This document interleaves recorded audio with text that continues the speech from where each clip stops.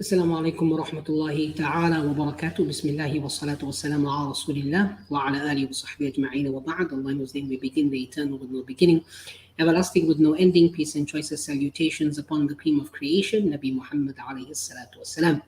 If you've just tuned into this special program, this is a program dedicated to a book review, which I know, yes, I have not been doing any live programs for some time, but as those of you who have been following my intermittent posts, you'll know that I have been quite busy of late and have not been thus available to do many live programs. But inshallah, in the coming weeks, we'll try to do our level best, inshallah.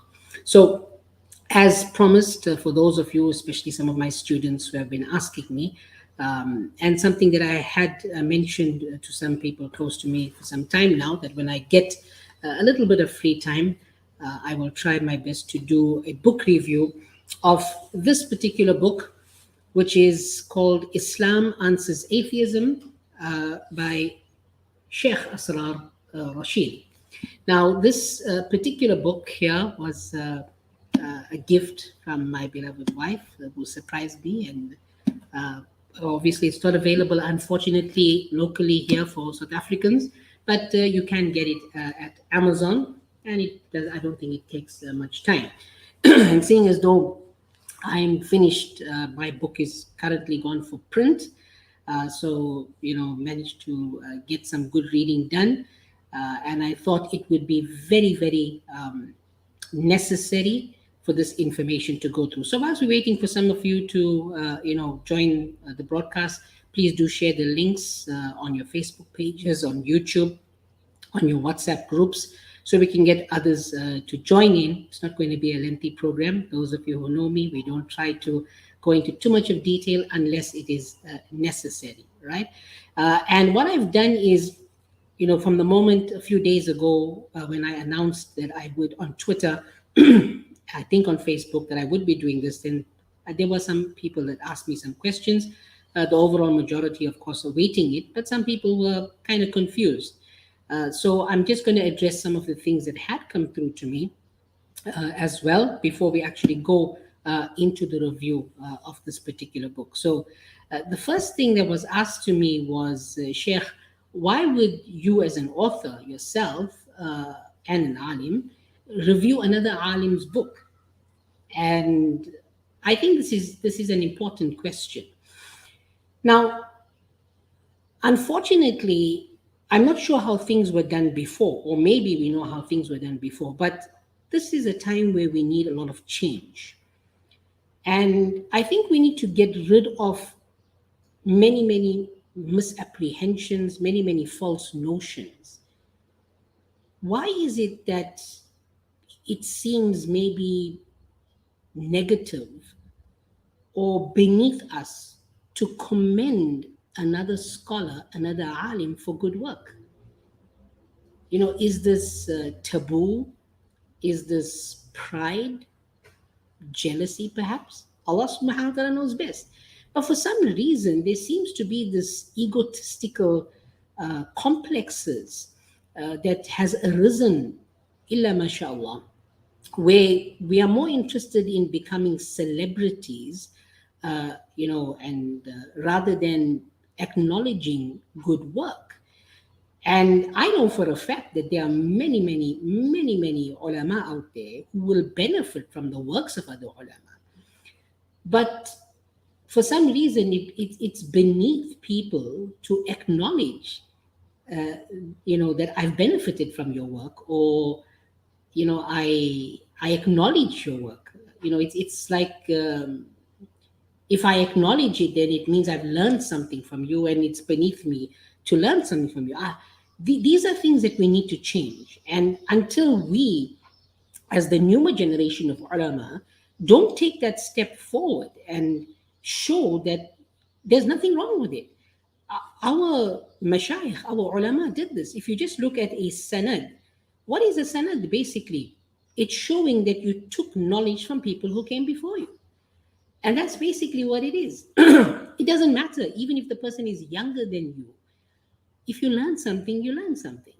you should be proud to say that I learned something from somebody, right? So, Alhamdulillah, I think that it's about time that we lose the egos, that we be true people of tasawwuf, if we really want to follow those paths, and lose the egos and say that, you know what, you're doing good work. And I personally believe that this particular book is a fantastic work, much needed. And we'll go through, some of the things that's mentioned here, and why we're actually doing this. So why would another alim or another author like myself? Yes, people have asked me, Sheikh, you've written so many books, no one has done a review. That's not important. That's not the point. The point is that I came across something that I think is necessary, important, particularly dealing with the issues of this time and this day and age, and I need to share that information. And especially because I trust the information and the scholar from which the information is coming from. If I didn't have that kind of trust and that level of trust in someone like Sheikh Asrar Rashid, then obviously I'd be a little bit reserved, in doing something like this. Alhamdulillah, Sunni alim, Sunni scholar, stands for what is correct, is able to stand on his own, متمكن in his ilm, alhamdulillah. So there's no issue, and the work itself speaks volumes, and this is why we give, there's an important distinction that we need to make. Is very easy to become a lecturer. Anybody can become a lecturer. Like, even if you take here in South Africa, there are many lecturers who are not ulama. Being a lecturer does not make you educated in that specific field, because if being a public speaker made you knowledgeable, then we have to admit that Donald Trump is knowledgeable on Islam. Would you say that? Because he speaks about Islam publicly, so is Donald Trump educated? False. The premises would be false. It would be a false syllogism. So let's not assume that every public speaker is knowledgeable about Islam. There are many autodidacts out there, people who are self-taught. They Google a few things. Some people, they can't even read a hadith without computer programs, without going onto a specific website. If they don't have those things, they wouldn't be able to go to actual books of hadith, actual tafasir kitabs, and do the research. So, every lecturer is not an alim. And this is something we need to understand. But work speaks for itself, and this is a fantastic work. So that's something that I wanted to clarify at the onset of this particular book review that we are doing, right? Now, why do I believe that this is a must-have book in every home? Islam Answers Atheism. And I hope, look, Sheikh Asrar Rashid has no idea that I'm doing this. I know people are skeptics. We always will, assume, hey, maybe Sheikh Fahim and Sheikh Asrar have some kind of deal going on. We see he's going to be a guest speaker in their functions, or they made some kind of deal. There's no such thing. Allah subhanahu wa ta'ala is the witness to that. This is something I decided a while back, but I didn't have the time to do so because I was busy with my own work. And now that I'm, just had a few moments, I thought I'd do this here. So, why do I believe this is a must-have book? If any of you have followed some of my writings, you'll know from 2014 when I wrote that little booklet, if you want to call it, the history and compilation of the Quran, I explained that one of the reasons was because there were youngsters in universities, for example, that were being approached by atheists and asking them simple questions. And these questions shook the very foundations, and there were simple things to create doubt. For instance, the Prophet, peace be upon him, we believe that he did not read and write. Now, we don't say cannot read, we say did not read and write, but the Quran is in written form. Now, those youngsters who just did a basic madrasa education, and parents think that, okay, they only need till a certain grade, grade 7, and that's enough, and then only academic, so the seesaw, gets a bit off, right? There's no balance, and that's it. And when those students, it's, In actuality, it's a simple question to answer, but then they start thinking, hold on, I didn't think about that. The Prophet, peace be upon him, didn't read and write. The Quran is in writing, so something must have been. So who wrote the Quran? And then when they don't have the requisite people to give them the requisite responses, then doubt begins to set in that could the Quran have not been preserved, right? So we wrote the history and compilation of the Quran, trying to deal with some kind of response to atheists, but doing it in a very subtle way. Likewise, in almost every single book that I've written, we've got some kind of excerpts dealing with atheism. But now, for all of these years, I've been telling people who ask me about atheism, and I may not have the time, I've been telling them, look, on that book, I deal with this aspect, on this book, but now I can tell them with confidence, look, if you have access to the internet, buy Islam Answers Atheism. And I have no qualms in doing that. Why?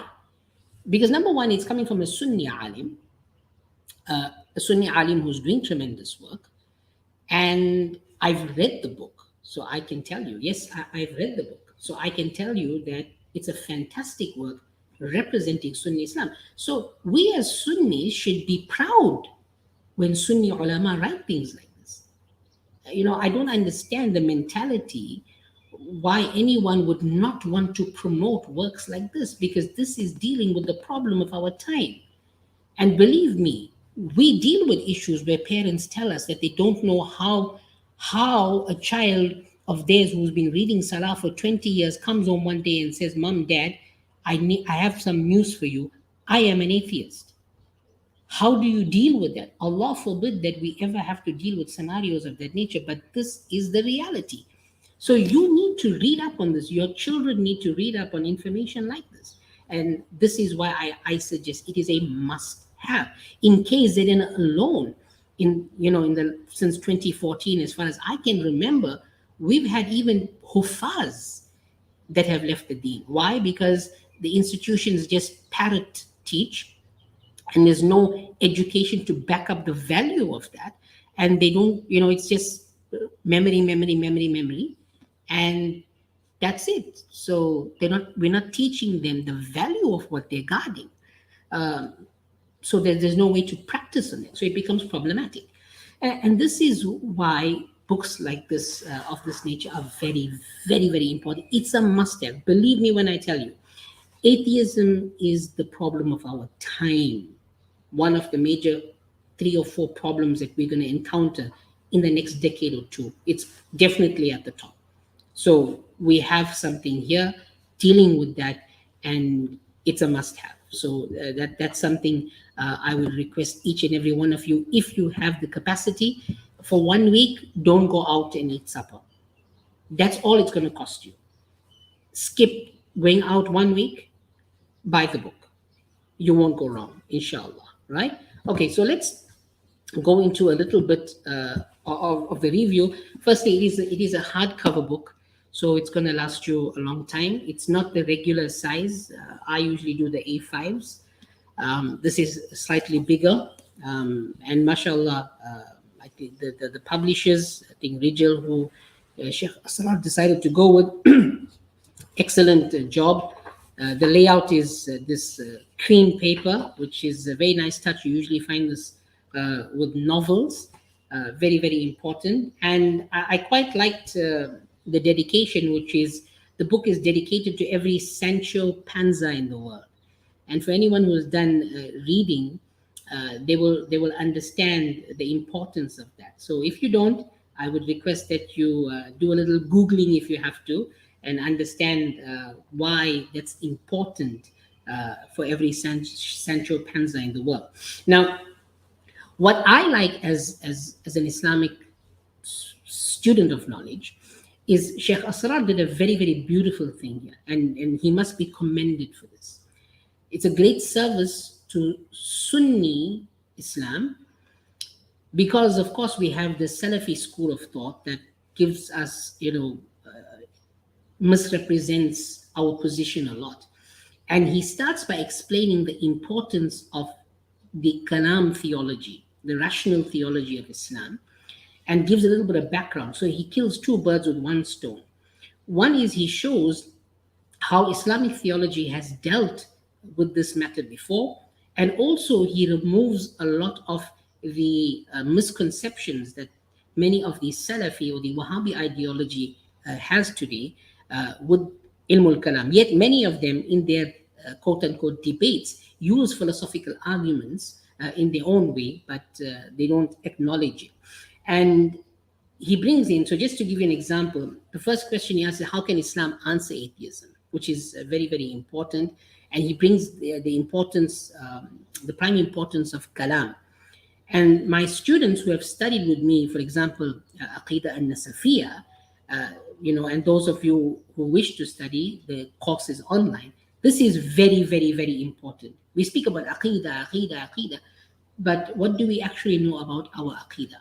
So this is important. And then here, he goes into the importance of the mind, the intellect, because this assumption from atheists is a misrepresentation of the Islamic position.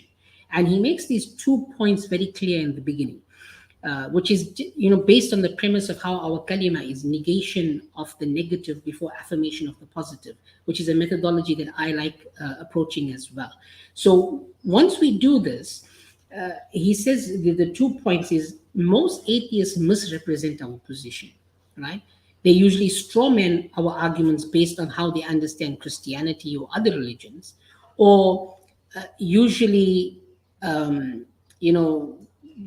will take a complex matter and they'll oversimplify it, and that's another misrepresentation. And another very important point, and myself and Mufti Omar, we usually discuss this, is many of new atheist arguments have actually been dealt with centuries ago by the Kalam tradition.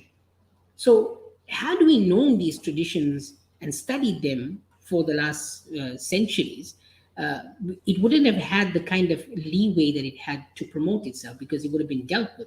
But we seem to have forgotten our Islamic scholarship. And he goes on to explain some of the earlier schools of thought that became deviant in their philosophy, like the Mu'tazilites and so forth, and how the scholars, through rational theology, began to refute them. And then a very, very important thing in chapter 2, which students of mine will know very, very importantly, we discuss, is the importance of epistemology. Knowing the Islamic epistemology is very important, and most atheists don't know this. So once you know the importance of our epistemology, judgments, rational judgments, and if you look at it as an example, some of the philosophical sundries, like the normal questions, like how we teach in our courses, can God create a boulder or a stone that's so heavy that even he can't lift it? These are philosophical sundries that people bring about, and those who have been studying these things with me for years, this book will help you kind of a door of those things, right? And then he brings certainties and types of proof. These are important things, because you're going to meet atheists, and our children that are going to schools and studying the theory of evolution, which is being taught as certainty. It's a matter of certainty, yet there are so many gaps in it, and you need to know how to respond to it. How does Islam respond to these type of things? And then Sheikh Asrar brings the fallacies, and this is absolutely important.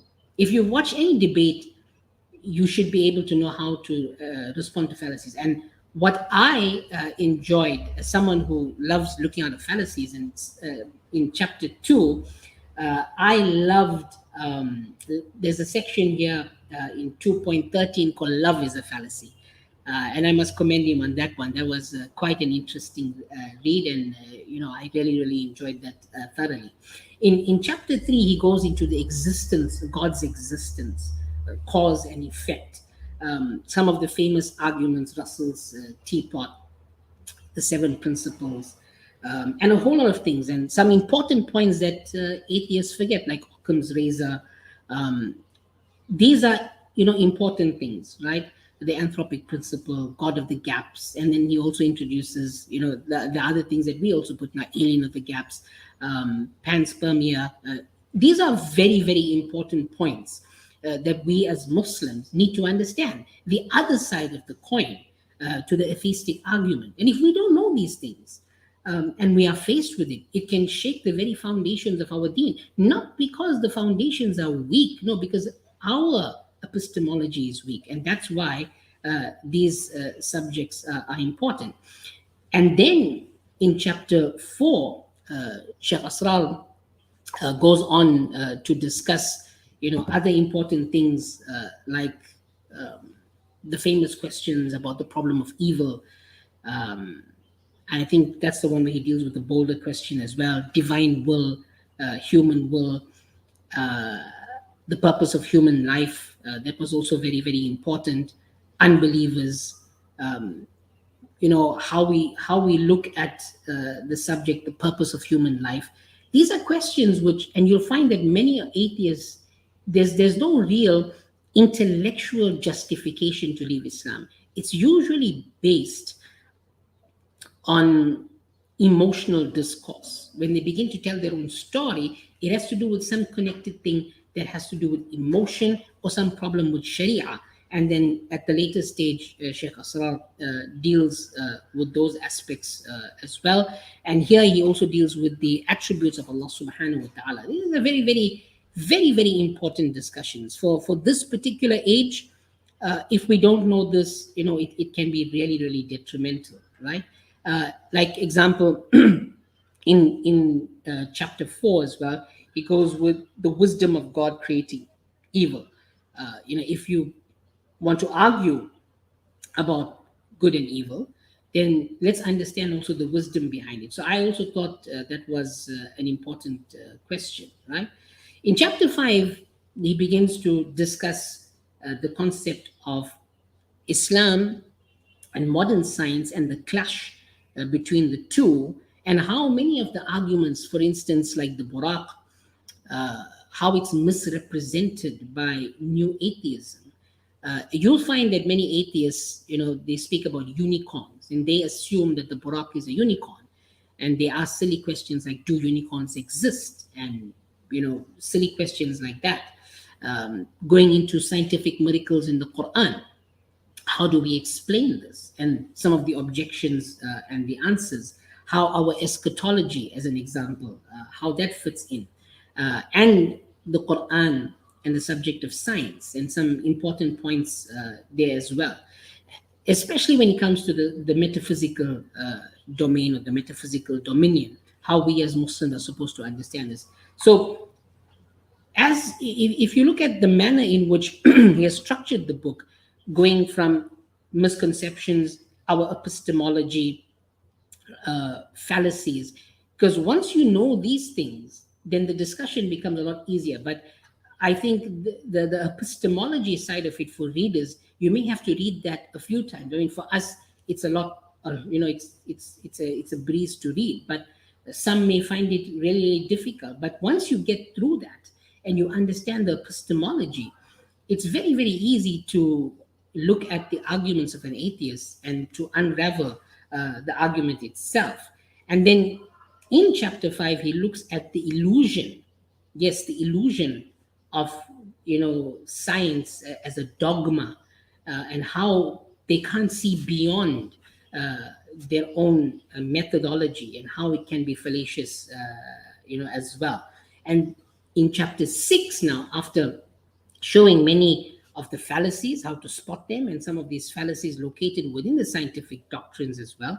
Now he goes into Sharia and some of the objections. And this is where the problem is. Most people have a problem with Sharia.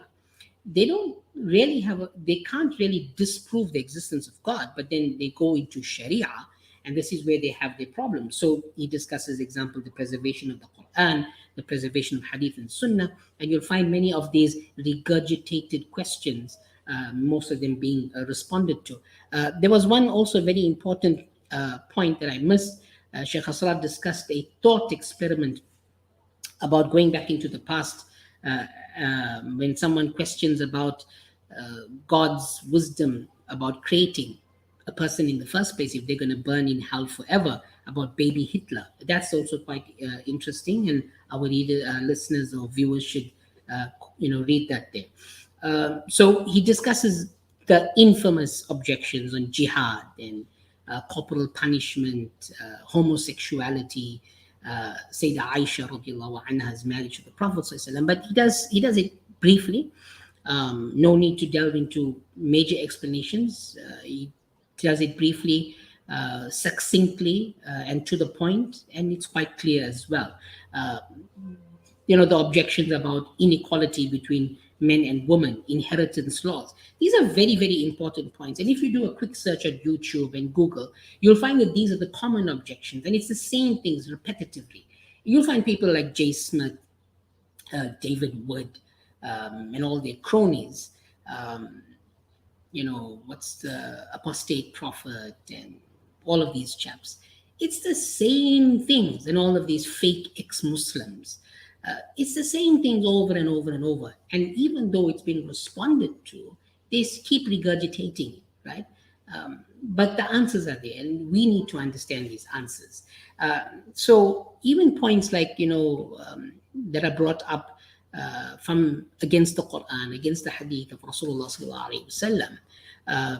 Asrar Rashid, alhamdulillah, he does a fantastic job in responding to them. So in my personal view, I think that the book itself is a very, very important book. It's something that should be used at home, even if you don't think you have the capacity to read through it. It should be kept like how we used to keep, encyclopedias at home as a reference book. I have, now that I've read it, if I'm going to be writing books in the future and see something that's in here that can be referenced, I will definitely do so. Whether it's to direct my readers to the book, or because that's a valid point, whatever the case is. But in this day and age where people are questioning whether God exists, should Muslims really be fighting over pigeon feed? I mean, if you take a tree, if we are going to be fighting over the fruit, and here's someone saying that the tree doesn't exist, does it make sense for you to dedicate your whole life to fighting about the fruit when there are people telling you that the tree is an illusion? This is the problem. Now, I'm not saying that we shouldn't dedicate time to discussions about the fruit and the branches and the leaves and the bark and the roots. No. But the movement is growing. So we should take to books of this nature. We should support the works. I'm quite surprised that I haven't seen others,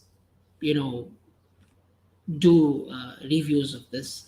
And I thought that it would be good to start the process, and hopefully others will follow, because we come in this dunya alone, we leave in this dunya alone. We're not going to take all our books and all our work and all our efforts with us. So we might as well use this time to promote good work where it is. And I believe Islam Answers Atheism is on the money. It's going to be well worth every penny that you spend, every cent that you spend.